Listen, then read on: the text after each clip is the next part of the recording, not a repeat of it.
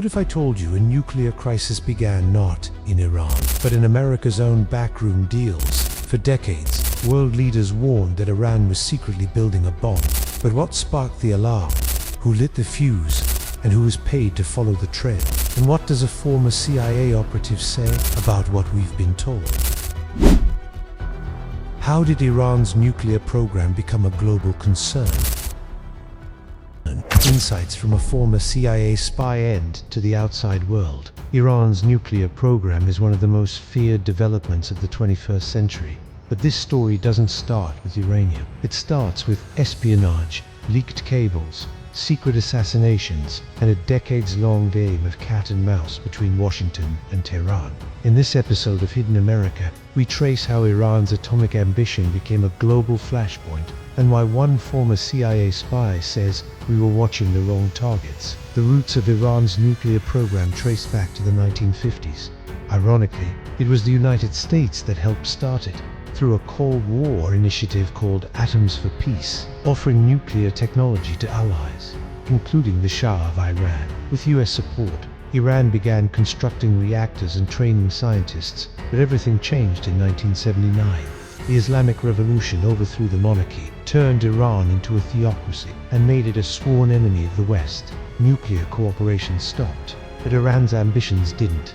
Throughout the 1980s and 90s, Iran quietly rebuilt its nuclear infrastructure. Western intelligence agencies, including the CIA, began noticing unusual shipments, unexplained sites, and partnerships with nations like North Korea and Pakistan. Then, in 2002, an Iranian dissident group exposed a secret uranium enrichment facility in Natanz. The world took notice. Overnight, Iran's nuclear program became a global emergency.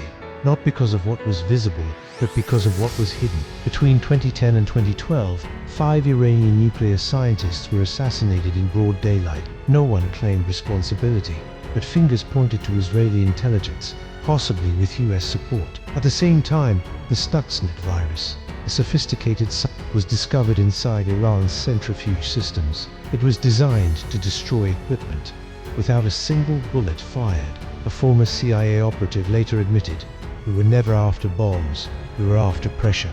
Iran was cornered, and the world watched. Years of diplomacy led to the 2015 Iran nuclear deal, a historic agreement limiting Iran's uranium enrichment in exchange for sanctions relief. But in 2018, the US under President Trump withdrew from the deal, calling it flawed and dangerous. Iran responded by ramping up enrichment. Today, Iran is closer than ever to weapons-grade uranium.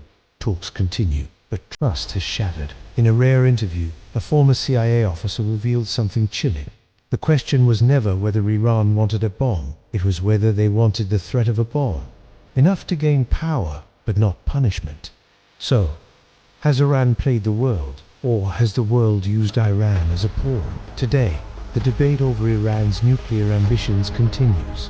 Bomb or bluff? Defense or deterrence? A quest for energy or a weapon for war? One thing is clear, when secrets go underground, so does the truth. If this episode opened your eyes, like, comment, and subscribe for more investigations they don't want you to hear. Do you believe Iran ever truly wanted a nuclear weapon? Or was it all for leverage? We examine the CIA's secret role in overthrowing foreign governments, and how one US-backed coup still affects the world today.